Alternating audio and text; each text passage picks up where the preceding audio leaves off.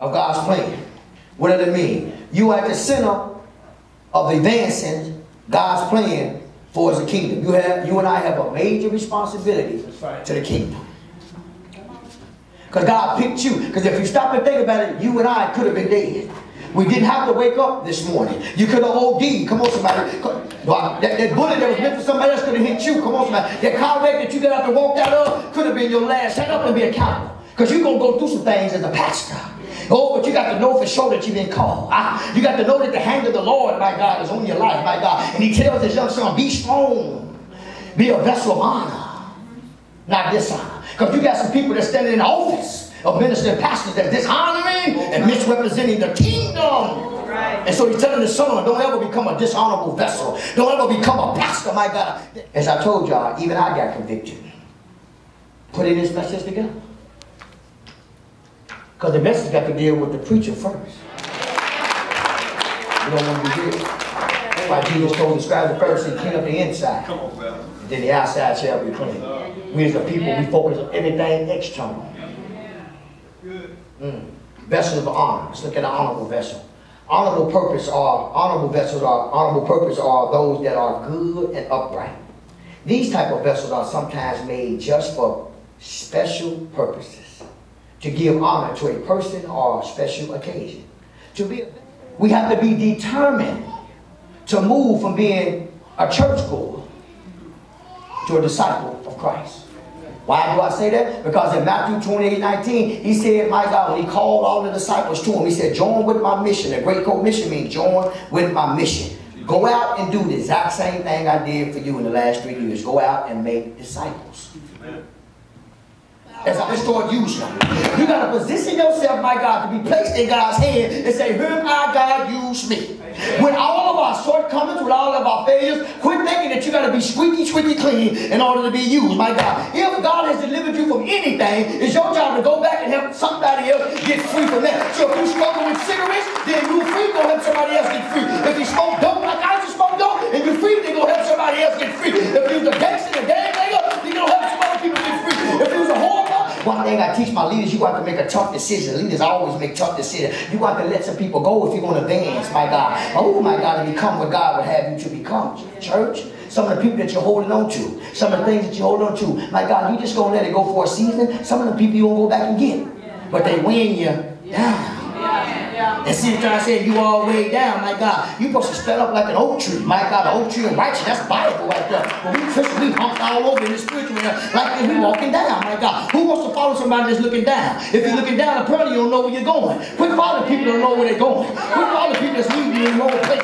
Useful lust. Watch this. Useful lust describes the sort of desires and temptation that are especially prominent when someone is an adolescent or a young adult, like sexual temptation, illicit pleasure of the flesh, and a longing for fame and glory. That's power. When I looked it up and began to study from a theologian perspective, my God, he was warning Timothy, you know what I'm saying, as God began to bless you. Because they're starting to get full of themselves.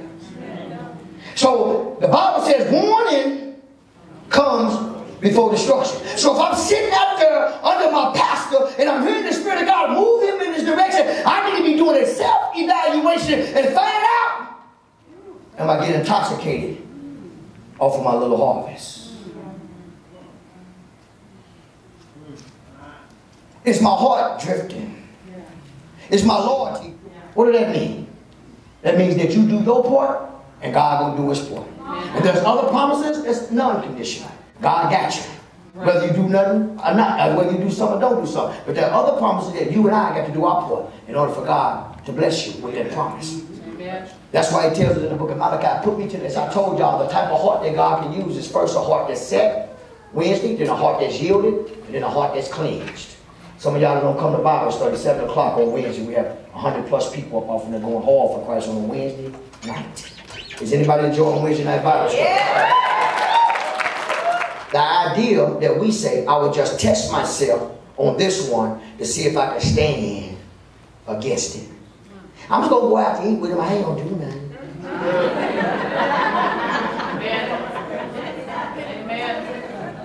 You you 10 years over. I'm just going to, you know what? They invited me out to a birthday party, you know what I'm saying? It's at the bar, you know what I'm saying? I've been cleaning soap about, what, 2 years of change now? 2 years of change now. So I just like, we think we're farther along than what we really are. And then we find ourselves back entangled with the yoke of bondage. Now you can't come to the church and lift your hands. Now you don't want to serve. Now you feel all bad. Now you want to blame the church and leave the church, but it's your fault. You the one thought that you was ready when you wasn't ready.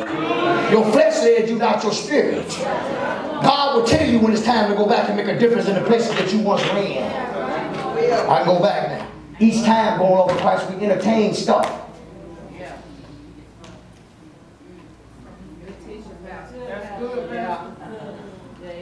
In the natural, it looked like we turning around in circles. But in the spirit, ooh, my God, a snake is wrapping himself around us.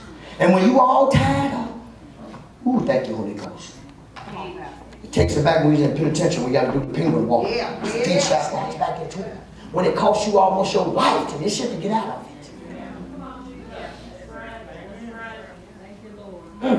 He tells this young pastor, stay away from all this stuff. Don't let your ministry become contaminated. Don't get caught up in adultery. Don't get caught up in pornography. Stay away from all this stuff. Timothy, you have a great respect. I'm saying that to the church too.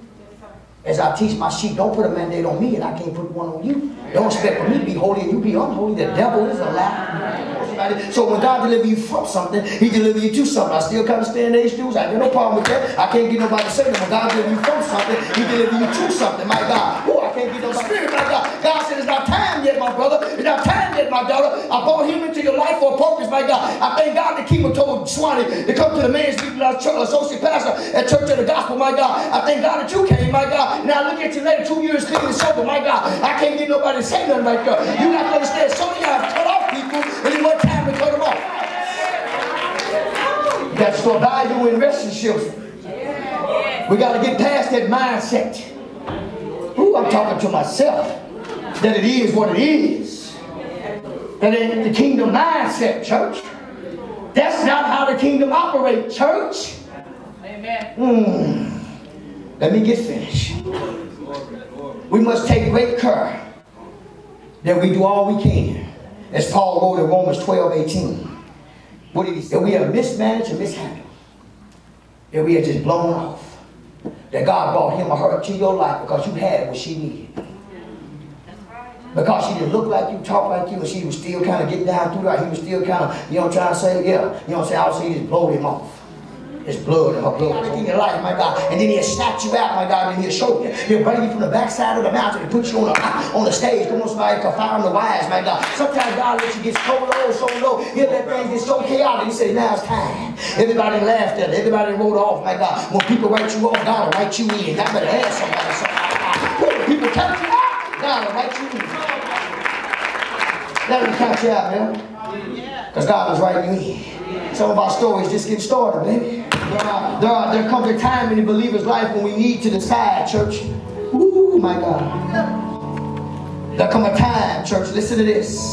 As my prayer team come and set themselves. Because I'm talking to them too. There comes a time in the believer's life when we need to decide who we are really going to live for. Ourselves or God.